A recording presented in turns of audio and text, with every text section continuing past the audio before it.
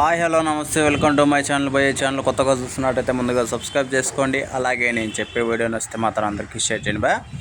అయితే ఈరోజు మన టాపిక్ వచ్చేసి మన డబుల్ ఇస్మార్ట్ శంకర్ నుంచి మన కియా లఫ్డా సాంగ్ అయితే వచ్చేసింది బా. అంటే మీరు వింటుంది నిజమే, కియా లఫ్డా అనేది నిజంగా అంటే ఇది మన పూరి జగన్నాథ్ గారు డైరెక్షన్ కాబట్టి అలాంటి మ్యాజిక్లు ఉంటాయి మధ్య మధ్యలో.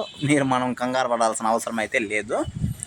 అయితే సాంగ్ అయితే పెద్దగా చెప్పుకోవాల్సిన అవసరం ఏం లేదు భయ్య, అంత ఏం లేదు. కానీ చూపించిన విధానం మాత్రం చాలా హైలైట్గా ఉందనే చెప్పాలి. రామన్ హీరోయిన్ని చూపించిన విధానం మాత్రం హైలైట్గా ఉందనే చెప్పాలి భయ్య.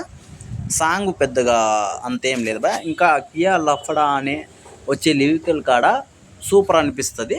మిగతా సాంగ్ అంతా సోదిగా పోతూ ఉంటుంది. ఇంకా వాళ్ళ కార్లో పోతూ ఏదో చేసుకుంటూ ఉంటారు, మనకు వద్దా దాని గురించి. అలాగే సినిమా వచ్చేది ఆగస్టు 15వ తారీఖున అయితే రిలీజ్ కాబోతుంది భయ్య. నిజంగా నేనైతే సినిమా కోసం చాలా వెయిట్ చేస్తున్నాను. మధ్యలో ఈ సాంగ్ చూసి కొంచెం డిసప్పాయింట్ అయ్యాను. ఇంతకుముందు వదిలిన 2 సాంగ్లు సూపర్ అనిపించాయి నాకైతే, అసలు మామూలుగా లేదు. మారుముంత చోర్ జింత అనే సాంగ్ అయితే ఇంకా హైలైట్ ఉంది.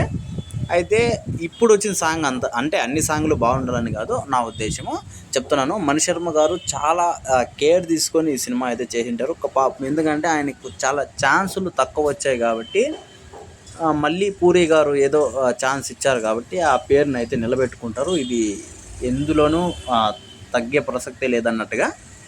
మరి చూడాలి భయ్య, ఆగస్టు 15వ తారీఖున సినిమా ఎలా ఉంటుంది అని చెప్పేసి.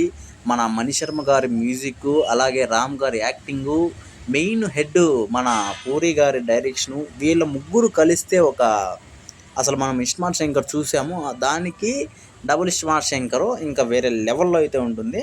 మరి చూడాలి భయ్య ఎలా ఉంటుంది అని చెప్పేసి. అయితే ఈ విషయం మీద మీరేమనుకున్నారో కింద కామెంట్లో తెలియజేయండి.